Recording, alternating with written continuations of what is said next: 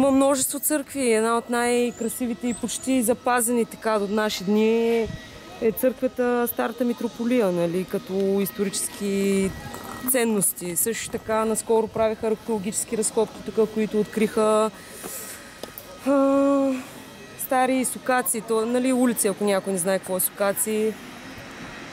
Многобройни са. Църквата ни е една от най-красивите, може би, в България, с своите стенописи и така нататък. Известни сме и с една много лоша полижба за една икона, не знам дали сте чували за нея, която вещае, че носи в момента нещастие за града ни. Тоест, млади момчета са били откраднали преди доста време, 80-те години на миналия век.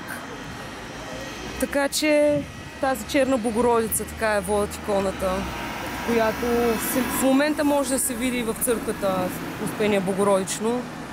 Тази църква, да, която е в момента работещата, актуалната църква.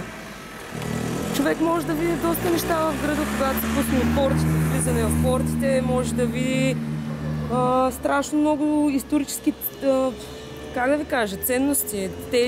Самите скали, които виждате тук, те са от самото създаване на града. Нали, едно време е бил спускали се порти надолу, за да се качваш. Несебър е бил остров, не е бил полуостров. Късно става полуостров, може би преди 80 години някъде, поне така са ми разказвали предците. Определено има какво да се види. Имаме 2 пристанища, имаме яхтено пристанище. Много неща, които хората могат да видят в този град.